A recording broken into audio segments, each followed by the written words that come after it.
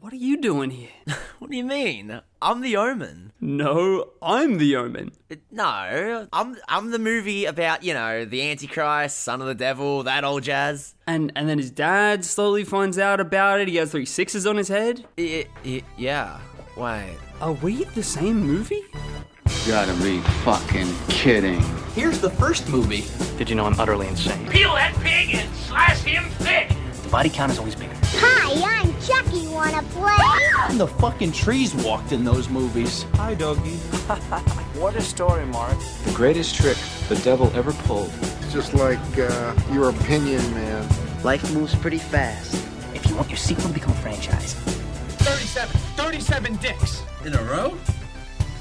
I'm your #1 fan. Hello everyone, welcome back to Marathon Me with your hosts Rhys and Kane. And our next stop on our Omen train is we're going back to The Omen, but the 2006 version of The Omen. Our remake, our first one that's out of the sort of canonical order of this franchise, and going to a remake. Kane, what was your experience like watching a remake of a film that we only watched a few weeks ago? See, I was always curious about this remake, actually, because I'd see this on DVD all the time at JB Hi-Fi, and I have a thing when it comes to remakes. Because a lot of people are very opposed to the idea of remakes. Why remake a classic and all that? My whole thing is that, if you're going to remake a classic horror movie, at least do something different. Do your own spin on it. Sometimes it can warrant good results, like the Dawn of the Dead remake, for example. Or, a film can try to do something different, but completely just fucking miss the point and fall on its face, like the Nightmare on Elm Street remake, per se. Now, this movie, I'm just going to come right out and say it. This might be the worst one that I've seen so far. This might be the worst in the Omen series, I think. Oh my god, I was not expecting that. Now, let me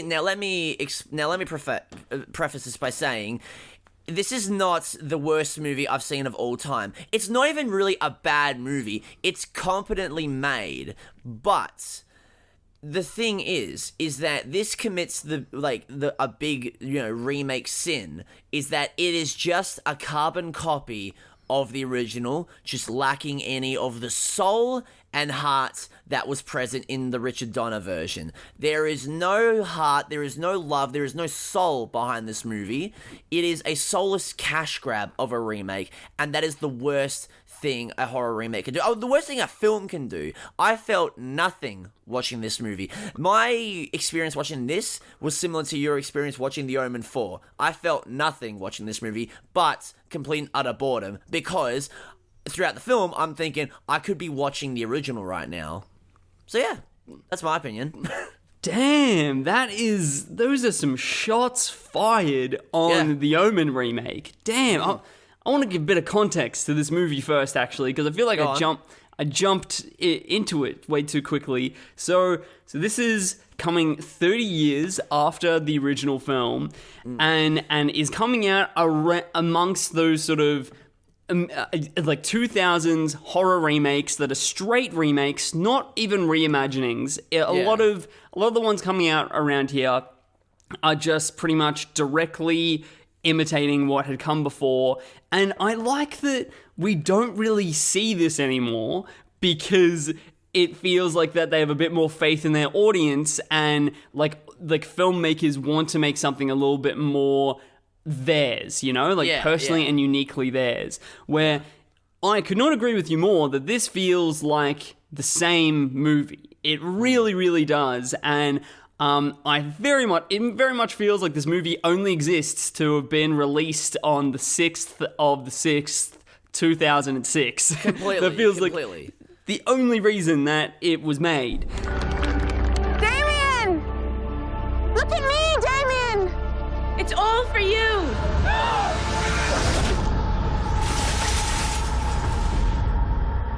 What's wrong, sweetie? It's just a church, that's all. She's sick. He's cold as ice. What's the matter? Those other kids didn't want to play with you? They're afraid.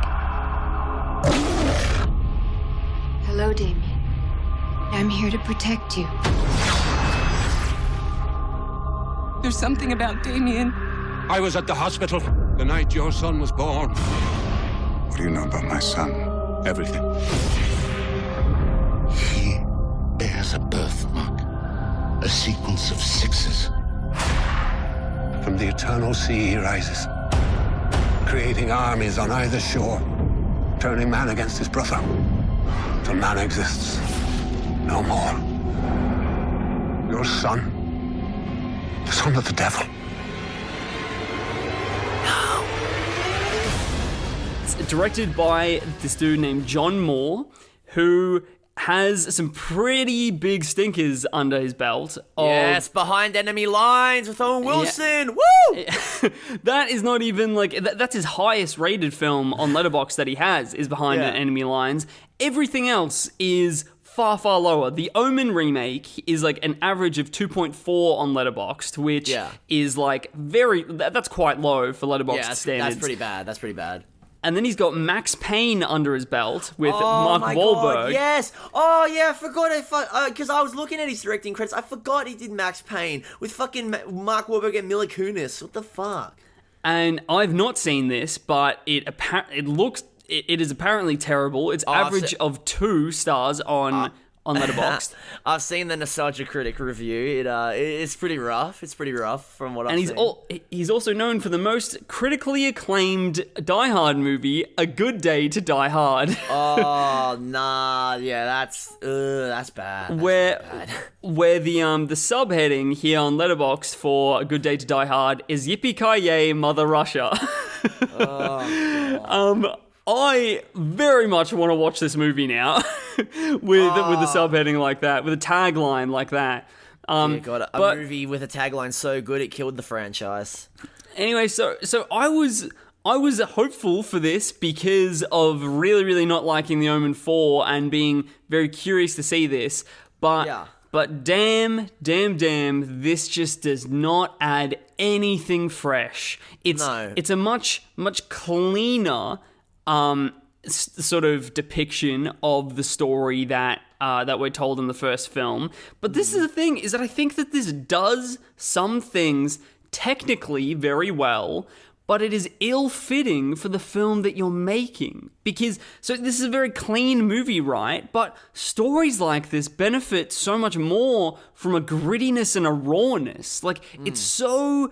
This is a very Hollywoodized sort of take on The Omen. Like, it feels like it's very hot, like quite high budgets. Yeah. It is. It feels like the production values are quite high, and like it's very big.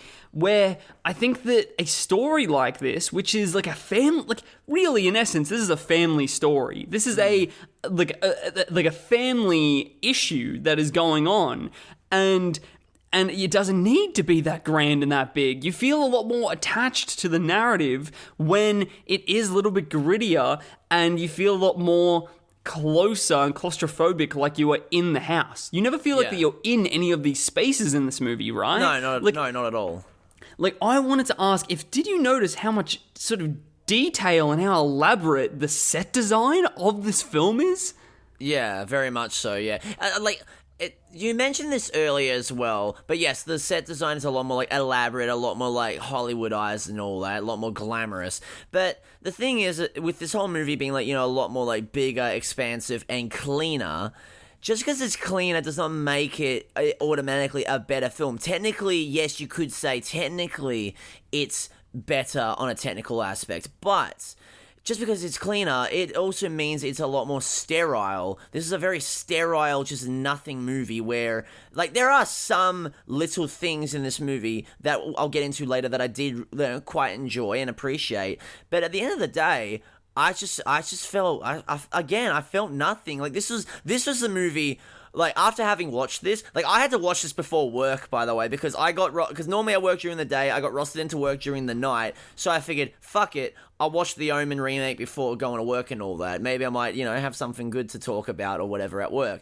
And no, just basically just sat there for like an hour and a half, just watching the same film that I watched a couple weeks ago, except infinitely worse because I felt nothing watching it. If this was like a train wreck of a remake like the Elm Street remake, or something just bizarre like Halloween 2, like Rob Zombie's Halloween 2, then I'd at least have something to say, you know what I mean? Like, they're weird, bad movies, but they give me some emotion. This, I came out with nothing, honestly. It's a completely redundant film, right? Yeah. Like, it is so freaking redundant. And I feel like that they wanted to really stylize this because there's some scenes and some shots that are just so elaborate, crazily elaborate, but it is not fitting for this story that you're making. Like, let's just say, like, let's just say the production design and the visual aspect of the movie Barbie, fascinating, astonishing, very, very great to look at, and it fits that story. Yeah. That sort of way of designing a movie wouldn't work for The Omen, right? No. But that's the sort of maximalist approach that they took. And it just does not fit, because I would say that the set design in this is actually beautiful, but arguably very bad, because it shouldn't be here. It shouldn't be like that here. Like some things that come to mind for me is just like the flooring is like so detailed and like has there's these shots of like the mum in this of Julia Stiles when she's like looking up towards the nanny, and it's just like her on the floor, and it looks great, but doesn't look like it should be in this film. It's not making me scared. It's not making me uneasy. It's just like, oh, this is a cool, nice picture, but it doesn't fit here.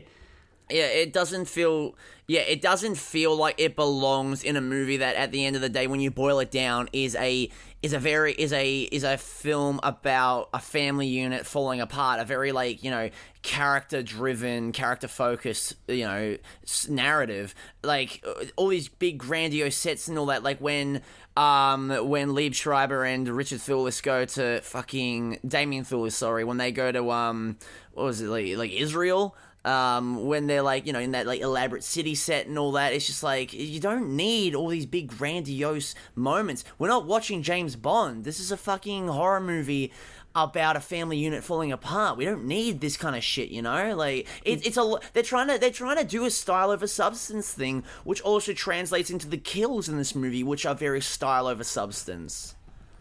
I do like that, at least with the kills, that seem like that they tried to change them up a little bit and reimagine them a little bit. I mean, but again, it's style over substance.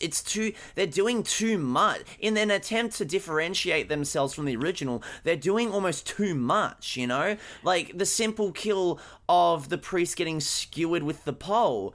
They do way too much by having this following the pole's perspective in this disgusting CGI shot, and then having it slam down, big blood spurt, and then glass also shattering on the priest. I will say the final shot, when it's more practical, the final shot of the priest being skewered with the glass, that looks cool. I don't think that is practical. I think everything in that, like, I think the pole and the glass is still CGI in that shot. Well, anyways, I digress. The final shot is cool, but everything leading up to it is just way too much going on. It looks like a PS3 cutscene. Yeah, literally. I literally nearly spat out my drink. I'm like, what the fuck? Why are we getting... What? I mean, I guess it's a mid-2000s horror movie. What do I expect? I'm going to see some bad CGI, but it's like, Jesus, man. There are some other moments of, like, really wanting to amp up the style, but you think, why are they doing this? For, like, the fall of the mother, right? When Julia Stiles falls from the balcony, and she's, like, adjusting and printing some roses, and as she's falling down, and there's just rose petals that, like, follow her and shit. What is that supposed to be saying about this? I think that what they were trying to do here is that, like, shots in the original where they're showing Damien just like playing with blocks on the carpet, but then there's like a fireplace behind him and he's like engulfed by fire. They're obviously doing something here. Then it's the darkness and the malicious intent that's like hidden, that is like surrounding him, but he still seems innocent. But it's like Julia Stiles falling down from with all these roses coming after her, what is that supposed to be saying about her or him or maybe this world? It's supposed to be a reference to their last name Thorn and roses have thorns. I'm picking at fucking straws here. I don't know. It's like, this is the last thorn, but it's not. She's just a thorn amongst roses. What? The fall of a thorn, but it's rose petals falling. Like, what the fuck? Also, you know how in the original it was really goofy because they did a really weird slow mo kind of fall with Mother Thorn, and then in this they do a weird kind of we're following her perspective in a weird kind of fast motion style. That still looks goofy as fuck. It just shows that, just show him falling naturally. Come on. It does, it takes you out of it because it's so involved. It's so it's overproduced. That's what this movie is. It's overproduced. It's legit. You probably 5 or 6 people working on the film that did their thing and probably did it well, probably didn't need to be there. They could have saved money and not used as much money here. It's almost like they had a budget of, actually, I don't know what the budget is of this movie, and I'm very, very curious because that is the biggest shaper of what this is. So the budget of this film is $25 million, and it's that they didn't need that much. It's almost like they could have made this for $10 million, but they're we've got to use it though, right? We've got to use the budget. If they're giving us this much money, we've got to put that much money into this. Yeah, legit. And they did what they did not need to. This probably could have been made on a $10 million budget for 2006 and been better. Oh yeah, would have been better with less money. Fine, honestly. Also, it's so overproduced down to the fucking weird music video-esque dream sequences. I feel like I'm watching I feel like I'm watching a music video for My Chemical Romance or Korn or something with these weird edgy dream sequences. What are they trying to what are they trying to say? It's Julia Stiles is afraid of Damien. It's yes, we know. We didn't need dream sequences in the original to know that the mother was afraid. What the fuck? No, these dream sequences are the biggest cop out of cop outs. Is that so the movie isn't scary for a second. No. But these dream sequences allow you to just design random creepy things that you don't have to ground in your world or reality, and you can have a jump scare that comes out. The bath vision, the vision that she has in the bath, where it's she has cut her wrist, and then she looks, and there's Damien with a Damien pops on screen for a second with pointy sharp teeth and a noose. And a noose. Yeah. And this is something that it's you wanted to make it because you think it looks creepy, but it doesn't have to have any basis in this story. You can just put it in there. The most cop out of cop outs, right? Oh, completely. It's what you do in a freaking what I did in my freaking high school movies, where it's I want to design something interesting and experiment with my visual.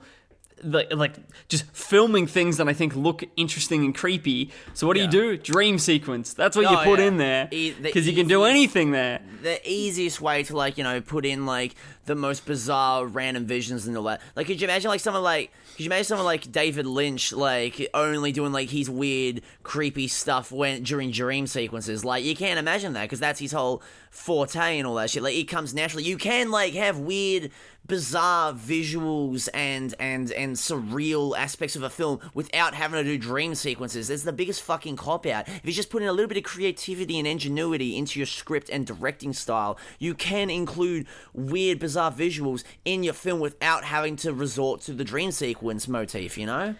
You know what's annoying here is that I swear to God that John Moore was you know what I want to do? I want to make this movie, but the original Omen, it ain't that scary. It ain't that scary. I want to make it scarier. And then that's what he did, and he tried to make it scarier by putting jump scares in it, putting creepy imagery that is not actually of the world of the Omen. It's of a nightmare realm that he has just created for this scene to serve as a scary moment. It's very for the time though, these just random jump scares, non sequiturs and all that. It's very for of the times with no excuse. no excuse. But it is it's very indicative. It's very indicative of the time period that of like the kind of the kind of depression that like the horror genre was kind of going. Horror movie depression. Yeah, like the dark like age. Yeah, well, the great horror movie dark age. Well, like it kind of is though. Like the mid 2000s remake boom was kind of like when horror movies were really in a kind of creatively bankrupt state. You know, it really wasn't until like the mid 2010s when we really started getting like good horror film, like exceptionally good. Like obviously we still got good horror movies during the 2000s, but like a lot of the times, a lot of them were just made for a profit. Like for example, like the Paranormal Activity movies, they were made with like minuscule budgets, but they made so much money. So they just don't put any effort into movies like that because they know that like if you just put in the bare minimum, put in a couple jump scares, people like teenagers are gonna bring their girlfriends and mates to go watch them to either make out or you know have a big just fuck around in the theaters and all that without actually like putting in any thought into the films and all that. It's hard for me to say because I like the Paranormal Activity movies, but I can't, dance around the fact that that's why films like that were made and why they were so popular during that time period. They're made with no real artistic integrity. They're just made for a profit and just to tick certain boxes because that's what audiences liked and what like made the big bucks, It was what I don't like. I feel like a more accurate word is like that's what audiences saw. Like it's not even liked is maybe a strong word, but yeah, that's what audiences like saw and responded to. I guess that's what their wallets responded to. When you're 15 to 18 years old, you can't go out to bars yet. So what do you do when you go hang out with your friends? You go to the movies. Well, okay, what's in the movies? It doesn't really matter because we're seeing a movie. Maybe a horror movie that could be fun. We can laugh and scream in theater. Oh yeah, doesn't matter what it is. Doesn't even matter what the fuck it is. So many people watching this, so many people that would have seen The Omen as it came out, wouldn't have even been aware of it being a remake. Potentially, would have just been like, "This is the horror movie of now in the cinema. Let's see it." Yeah. That's all that it would have been. And it makes it very redundant to watch now in the year of our Lord 2024. Like it just the cast is impressive. Gotta say, the cast is impressive with Liev Shreiber and Julia Stiles and David Thewlis fucking comes out of nowhere, and then Michael Gambon. I know. My fucking Michael Gambon comes in and like he's in one scene and just. Oh my god! The second he comes on screen and I hear his voice, I'm just thinking it's Dumbledore. It's fucking. When he starts yelling, I'm just thinking of that scene in Goblet of Fire where he's yelling at Harry about, "Did you put your name in the Goblet of Fire?" I'm just like it is cool that they did get some big names in this movie that like all these actors I really like. I really like Liev Schreiber, Julia Stiles, Damien Thorn, and all that. Is it Damien or David Thewlis? I think it's David Thewlis. I believe. I think, David Thewlis. Yeah, it's David. Because I'm thinking of the actor from Billions that's named Damien Thorn, I think. I keep getting those guys confused, but yeah. This dude is definitely David. Yeah, okay, cool. I like a lot of these actors.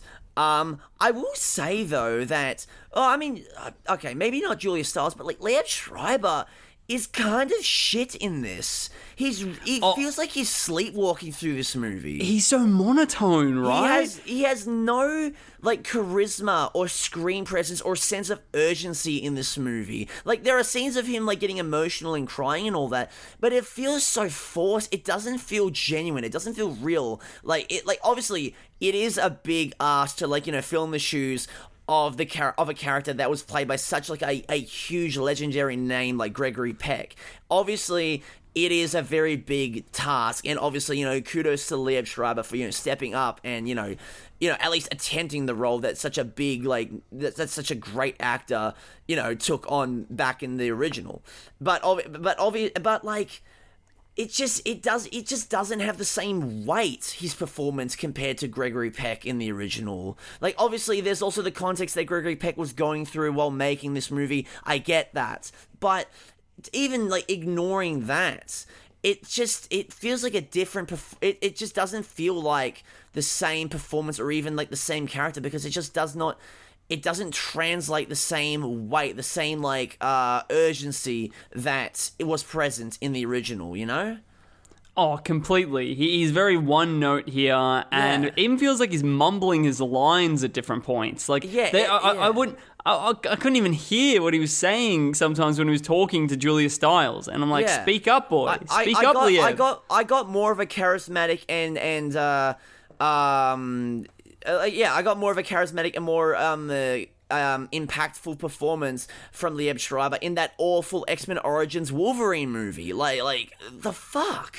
Oh, I thought you were going to say Scream 2 and 3. Oh, well, no, actually, that's a good point. Scream 2 and 3. I was thinking about this. I can't believe I forgot about this. I brought that up to myself last night. I was thinking to myself, damn, man, Liev Shreiber had more presence and more charisma in the brief tenure in the Scream movies compared to the leading role in the fucking Omen. Like, what the hell? He had more screen presence in Scream 1, and he's in one shot of the movie. What the fuck? Now, when I think, so I only watched this last night, so the memory is very fresh, and I cannot picture Liev's eyes changing from one emotion the entire film. It's just the same. It's in the same way, and this character should be going through a lot of different emotions in this film. That's completely. You go from he is living his perfect life to his worst nightmare occurring in front of him, and he feels the same way in both situations. Yeah, I'm way more endeared by Julia Stiles' performance. I think that she's sort of given a bit more screen time, humanity, and character than the mother in the original here. I agree. Like I feel like Julia Stiles was at least there was at least I got some emotion out of her performance. Like I was like, okay, she seems like she's trying at least, you know. I only just watched 10 Things I Hate About You for the first time a few nights ago. I was going to say, what timing for you to watch this with having seen 10 Things I Hate About You? Literally on Thursday night. So it was 24 hours after watching 10 Things I Hate About You. What timing? She grew up to be the mother of the devil. So I knew that it was in her wheelhouse. It was what was going to happen. They really hint at it in 10 Things I Hate About You. Went from dating the Joker to dating Sabretooth. Damn, man. Went from DC to Marvel. And in that movie, in 10 Things I Hate About You, she mentions, then I think her sister mentions that she found a picture of Jared Leto, in her bedroom. So that's the type of guy that she's into. And then she gets together with Heath Ledger. So she is, into the bad boys, into the Jokers of the world. Definitely has a type for supervillains. Yeah, exactly. Bloody fucking hell, Jesus. And then welcomes another one into her home. So one massive thing that we need to compare, right? Because there's so many great scenes in the original film. Yeah. And they have to redo them for this one. The birthday party scene. Wow, this actually. No, you go ahead. What's your take on the comparison with the birthday party scene? It's competently done, but I get nothing out of it. It's just because in the original you had such a great build up, especially with the Days of Our Lives segment, then leading up to the birthday party, and then with the close up shot of the nanny saying, "Look, Damien, it's all for you," and the way that it's shot feels very dreamlike almost before she jumps and nooses herself, and then the sound design as well when she hits the window, the loud crash mixing in with the screaming of the party patrons feels genuinely horrifying. In this, you just get her hanging, and then it lingers for a second, then the audience screams. It's very matter of fact in this movie. And just lacks any and all punch and genuine horror, you know what I mean? Plus also we don't get the loud window crash, she just slams against the wall. I mean, there's some kind of decent shots of her hanging in the background that I'm okay, that's kind of, I'm getting something out of this. That's kind of a bit eerie, but all in all, it pales in comparison to the original. It's unfair to compare a film directed. No, by it's kind of not. Like, well, no, hang on. Hang on. Let me finish. It's like it's unfair to compare a film made by kind of like a bit of a no-name director compared to someone like Richard Donner, directing like a classic horror movie. I want to. I don't want to go in to a horror remake or just like a horror film and compare it to its original counterpart. I want to go with I always try to go in with an open mind, but I just can't help but just get the thought out of my. I can't get the thought out of my head that it's like. I'm seeing these scenes and it's just like, oh, this was so much better done in the original and all that. This was so much better handled in the original. Like, I can't get, like, I try to get out of that mindset, but then once these scenes happen, I try to find things that I'm like, okay, that's cool, or like, okay, I see what they're going for in this interpretation, but like, it's not even really, but I can't even really say that it's an interpretation. It's just an imitation, really. I think that what this does, though, by showing us the same scene but in two different sort of visions of what the scene can be, I think it allows us to highlight, though, what was so good about the original one, what made it so effective, and what this one didn't as much. It's a great learning. It's a very, very good learning tool. Like, I think immediately what this one does far less effectively is it shows us too much of there's this shot before I think she even starts talking, or maybe just as she does start talking, where it's like from behind her and you see the rope and it tied to the roof. We don't need to see that. Because now we know what she's doing. It's nowhere near as abrupt.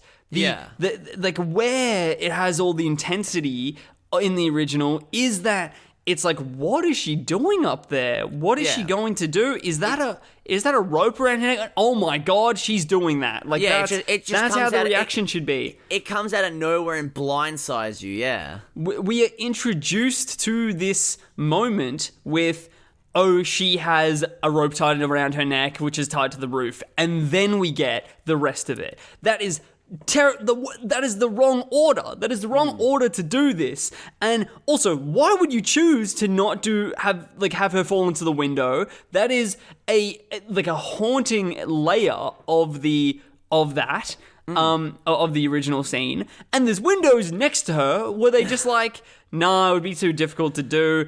You $25 million and you're overproducing this movie anyway. Why not? Why get rid of that element? Yeah. As well as even little things like the way that this nanny says, look, Damien, it's all for you. So that if it sounds a lot more like her delivery in the original is, it's all for you. Where in this one, it feels a lot more like, hey, look, Damien, it's all for you. And then happen. It's so much less ominous. Yeah, even the line reading, it just feels so off, man, honestly. There is this possessed delivery to the original where this one just feels like the woman is saying this. Hey, Damien, look at me. Look what I'm about to do. Yeah, it feels very, the way she's saying it feels very human. Meanwhile, in the original, it feels very she's in a trance almost. Yeah. And then another little thing is, I think the birthday party in the original has sort of a bit of gloomy weather on this day. There's a little bit of it's underpinned by that. Okay, there's something a little bit off about this day, maybe, but I don't know. Could be looking too into it. Is how people at the party would be feeling. This is all happening in the middle of daylight. Yeah, and then it sort of passes on after that. It's just whatever. Which is not to say that you can't do horror in the daylight, but I don't know. It's just all these little pieces that are making this less weighty. Definitely. The jarring nature isn't established, and there's nowhere near as much intensity because of that. No, not at all. And you can say that about pretty much nearly every other kill scene, and really just every scene that is that is just imitating the original with minor tweaks that don't really work at all.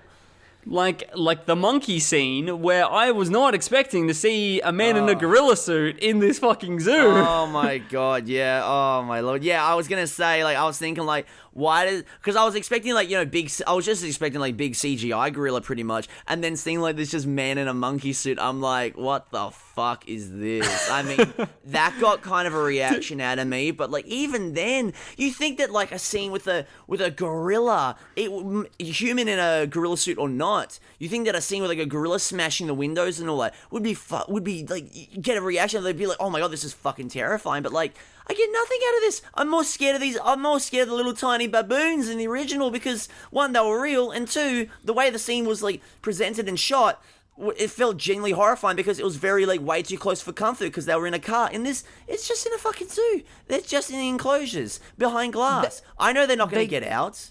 Like, what the fuck? They cut this scene at the worst time to cut it as well because... like the gorilla is trying to like burst through the glass, keeps on hitting it, and then it just cuts, and it's like zoo day done. Yeah, did the gorilla get through? Did the gorilla get through? Did the gorilla get shot by one of the? What happens? What happened here? That's what I want to see that, and I have this question. Also, did you notice? Sorry. Did you notice the gorilla there in the establishing shot? That is very much a man in a gorilla suit, and it was very obvious. Yeah. I immediately saw that and was like, "What? Wait a minute! Yeah. Is this happening? Is this happening right now?" Yeah, and when it takes all the way to the end of the scene for the gorilla to come back into it, I'm thinking, was that just there for one shot to suggest that there was a gorilla in there?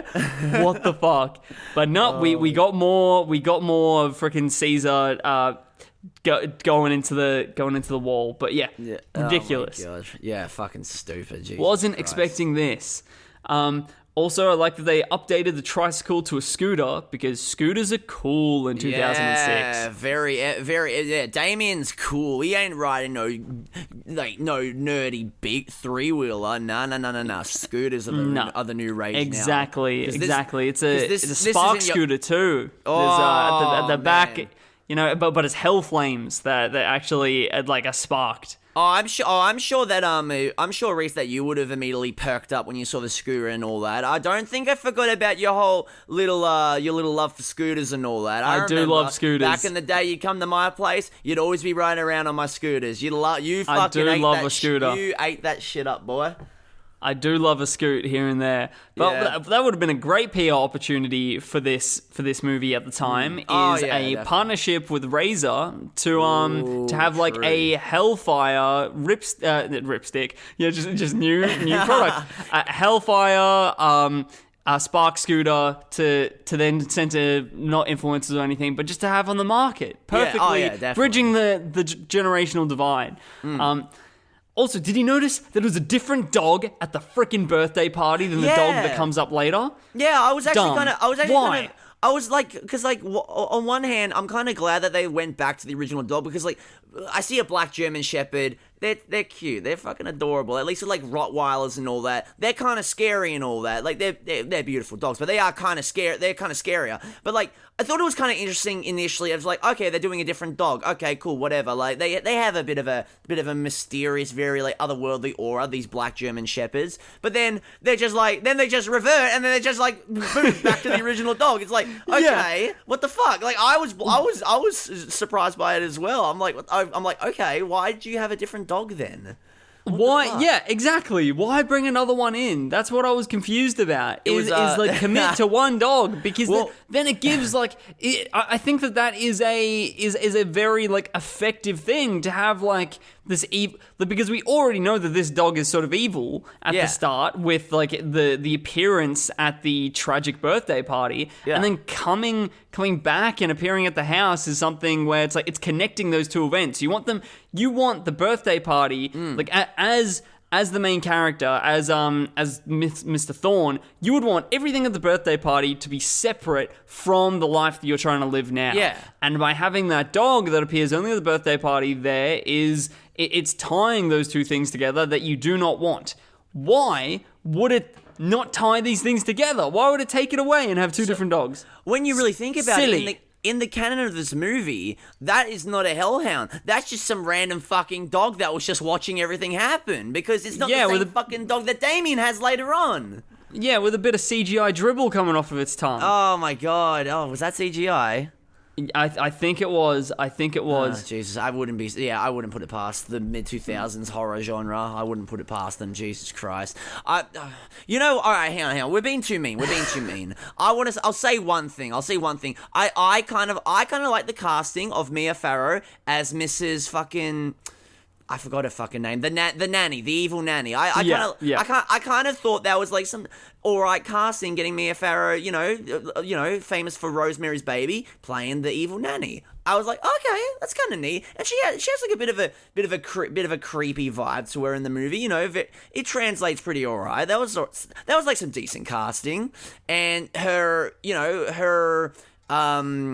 scene of killing Julia Stiles by injecting oxygen into her IV, that was actually kind of an effective scene. I thought that the lighting and color palette of that death scene was actually kind of well done. That sterile kind of very clinical directing and lighting, I felt kind of worked in that scene, because it's in a hospital. It feels very fitting. It feels very gross, but also gross in a sterile environment. I thought that was kind of an effective scene, and Julia Stiles did a pretty decent job acting out the horror of about to die, knowing she's about to die with the oxygen going into her bloodstream and all that. I thought that was an effectively done scene, and Mia Farrow's presence and her presence there was well done, honestly. That's like one of the few scenes I can actually say I actually kind of, maybe not prefer towards the original, with how Mrs. Thorn dies in the original, but I thought it was a decent, refreshing update, And pretty much the only original death. Yeah, literally. Oh, well, actually, David Thewlis, while he does get beheaded, gets somewhat of a different way of beheading, because I was actually... different method, but still beheading. Still beheading with a bit of CGI. I will say, though, that death got me laughing a little bit, just because of how over the top the bloodstream is when he gets beheaded, so... It is over the top as hell. I'll give the movie... I'll give the movie props for the over-the-top nature of seeing Professor Lupin from Harry Potter get beheaded. I'll give the movie props for that. Does it top the original? Fuck no. But it got a reaction out of me, which is like which is more than I can say for the rest of this fucking movie. I wonder if David Thewlis has been beheaded before in a movie. I wonder if this is a first. You know what? That's maybe there might be a deleted scene in he does die in Deathly Hallows Part 2. Maybe there's a deleted scene where he gets beheaded by fucking, I don't know, Draco Malfoy or some shit. Oh wait, no, he becomes good in the end. He gets beheaded by Bellatrix or some shit. Who knows? And then they decided, no, that's too graphic for audiences, so they just kill him off screen. Did you know that our boy... Harvey Stevens from the original Omen makes a cameo in this film. Oh wait, the original Damien, actually. The original Damien, yeah. No shit. Wait, who does he play?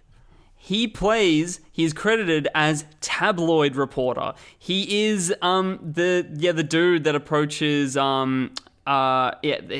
like Thorn, Mr. Thorn, when he's like walking into work post the hanging, like asking him about the asking him about the birthday party. Really? Okay. Yeah, so just pretty much makes like a one-shot cameo. That's kind of neat. Yeah, that's a bit nice, right? Yeah. But that doesn't save the film. No, saves it for me. It's going from a solid 2 to a 4 now. Oh, yeah. I'm not, mate. I'm more made of stone than you. That ain't boosting it up. It'll give me one more point to give to it in terms of like, oh, okay, that's kind of neat, but apart from that. You know what this movie does though, that is quite ahead of its time by 2 years. What? Is that with this coming out in 2006, 2 years before the original Twilight, halfway through the movie, when they go to Rome, it turns into Twilight with the saturated blue throughout the entire thing, and it lasts for so long. And kudos kudos for, setting that trend and then being taken on by Twilight 2 years later. I will say I actually did kind of like the blue color palette that they. I will say it was kind of interesting when Mr. Thorn and the reporter, when they go on their globetrotting adventure, because in the original they're in very like dry, very like kind of deserty almost areas in the film, and obviously they go to like a very very dry Israel and all that later on in the film. But for the most part, they're in very frigid, cold biomes and all that. I thought that was kind of neat. The color palette was all right, but maybe I'm just biased because I like the color palette of the original Twilight, so maybe that's why I enjoy it.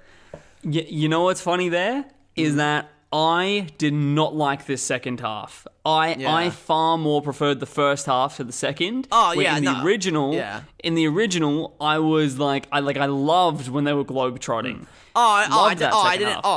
Don't get it twisted. I didn't care for the globetrotting aspect at all. I just thought it was kind of neat that they changed. They did some minor tweaks and all that with an okay color palette. But I think I like the color palette again because it just reminds me of a better movie. Yes, Twilight is a better movie. Fucking sue me. Okay. Because throughout the first half of this movie, I was actually pretty tuned in. I was pretty tuned in. Yeah. Knew what was going on. Second half, I was like, okay, wrap it up. I do not give a shit anymore. Yeah. Because it just revisits all the same sort of things, and I wasn't interested. It felt like that I had gotten the differentiation between the original and this one. Yeah. So I'm like, I don't care to see any more of these. Yeah. We revisit the priest burnt in the original church fire, who has gone, for lack of a better word, full goblin mode now. yeah, literally. It looks like a full-on ghoul from Fallout. Like, what the fuck? He went from just a simple burnt man in the original to now looking like a fucking ice soldier from Game of Thrones or something. Yeah. Ice Soldier. Oh, it's so clear this man hasn't seen the show. Oh, I love it. I've not seen the show, but do you agree? I mean, a White Walker was not the first thing that came to mind, but White Walker, Ice Soldier. If you gave him a blue skin tone, then yeah, he could come off as a bit. He has a blue skin tone. Well, I'm more not really I'm talking more heavily blue, like a baby blue skin tone, like in the actual show and all that. Then he'd have more of a White Walker look to him. Well, he looks like a fucking monster in this. Yeah. Let's just say that. Yeah, is that they have monstified this poor burnt man. It's so overly done, man. Like, you didn't need to do all that. Like, come on. You know, a scene that probably worst translation to this remake? Yeah. The frickin' jackal reveal in the cemetery. No weight to that jackal reveal. They open it, look, and then they cut to the jackal. There's no sound cue. There's no audio cue. They just go, a jackal. I'll be honest. Wow. I'll be honest. I actually went to the bathroom during that scene because I already knew. I was like, yeah, this is just the same fucking movie. I'm not missing out on anything. So I think 2 times I just left the room, went to the bathroom, and just left the film playing and just listened to the audio and all that because I'm just like, yeah, I'm not missing out on anything. I've already seen this fucking movie. Mate, you could have gone for an hour and 50-minute bathroom break then during this movie, man. You want to know how little I gave a shit about this movie near the end? During the scene when Mr. Thorn is cutting Damien's hair and showing the 666 and then fighting the nanny, I got so fucking bored during the movie. I was looking through and I had a song stuck on my head. I muted the film and just started listening to this song called Sally Cinnamon by the Stone Roses and was just listening to the song while watching the movie in mute, and I got more enjoyment out of that. I'm like, yeah, this is good. And then eventually after the song ended, I'm like, okay, I should probably put the audio back on. Jesus Christ, Kane, exposing yourself is this is worth questioning our reviewing integrity of the film. No, it's fucking not, because I've seen this movie already. I'm not missing out on anything. Yeah, true. Yeah, if it was the original, sure, but I've seen this fucking movie before, bro. Well, this climax, there's nothing new here. It's all just a tidied up version of the original. No. And there's fucking nothing else to say. How did we get to talking this much about this? The final honestly? shot. The final shot also it pales in comparison to the original, with because Damien gives more of an outright evil grin in the remake compared to the cheeky, mischievous grin that he gives in the original. No hate to the kid in this movie and all that. He looks too creepy. Is it just me, or does the kid in this movie look way too overly creepy? Nah, I didn't have that issue, to be honest. I thought he just looked like a kid, a creepy kid, to be honest. I don't know. I feel like the creepy kid aspect was a bit overdone in this movie, or maybe I'm just an asshole. I don't know. I really liked this kid's performance, specifically in the car ride to the church. Right. How he really looks like a kid that is just about to have a meltdown. Yeah. I thought that was performed really, really well, and Yeah. it didn't look over the top. It didn't look it didn't look that sort of hollow. It was genuinely sort of almost he looked like he was feeling sick going to that church. Okay, fair enough. I see where you're coming from. It actually, it's not. Yeah, honestly, you are right. That sequence is pretty alright, but I don't know. There's something about that kid that's just like the casting director. I don't like him. I don't like that kid. No, I don't trust him. No, I blame the casting directors and all that. They just got a poor kid that just looks a bit funny looking, and just decided to make him the son of the devil and all that. I don't know. It feels like the casting directors were trying too hard to get a creepy kid. Also, I mean, I guess it also makes sense why they would make this movie. This was during a bit of a boom of creepy kid horror and all that, with The Ring and the fucking Grudge remake and all that. I don't know. It's weird. Well, this kid that you seem to just hate so much. His name is Seamus. Keep twisting Sorry, my you words. go. Oh, sorry. I'm totally joking. This kid that you hate, his name's Seamus Davy Fitzpatrick, and he plays one of the scouts in Moonrise Kingdom. Oh, actually, really? Yeah, he does. Hey. He does. Yeah, he looks like a very charming young man. This dude that you just hate. That you want to fucking die. You want to defend yourself, poor guy. Seamus. You want to defend yourself? Come on the fucking show, please. I would actually love you. I would actually love if you come on the show. I would take back everything. I will take back everything I said about you in this movie and this movie in general if you come on the show. Well, we've ticked off every movie that this kid has been in that is that belongs to some sort of franchise. Actually, no, we haven't. Sorry, he's also in Before Midnight. So when we do the Before Midnight trilogy, the Before trilogy, we'll get him on that for Before Midnight. Oh, nice. That'd be cool. I'm pretty much ready to put this one to bed. I now realize that we honestly wasted a lot of time because we should have just played our original Omen episode and just maybe put a little bit higher fidelity audio because that's what they fucking did for this movie. Yeah, pretty much, yeah. Maybe we could have just replayed our original, but then just have newly recorded bits of us changing actors' names and dates and certain tweaks, because that's all this fucking film is. It's the same film, just tweaked slightly differently. That's it. Just with a new coat of paint. Yeah. Completely redundant, and what I hope, though, this is the hope that it has given me for the upcoming film, The First Omen, from 2024, where, you know how I was saying last episode that it seems like the quality is almost skipping a generation for these films. Yeah. Maybe For me, this movie doesn't exist. The Omen 2006, it is a fleeting... It barely even is in the continuum of this franchise. It's in one ear, out the other. So maybe this skipping a generation of quality is going to keep on... Is actually still going on, and the first Omen is going to be brilliant. So looking forward to 2024's take on this franchise. More than almost 20 years since this one right now. So there's 30 years from the original to Omen 2006, 20-year jump now. I'm ready for it. I'm ready to take it on. It doesn't matter even if it's an awful movie. It just has to be memorable. Just be something worth remembering. And we'll catch you next week. And don't forget to check out our Facebook page at MarathonMeOfficial, all one word, and our Instagram, MarathonMe_official, to keep up to date on the podcast. And hey, if you want to get into contact with us, email us at marathonmepodc, yes, the letter C, @gmail.com. Like a podcast without the ask.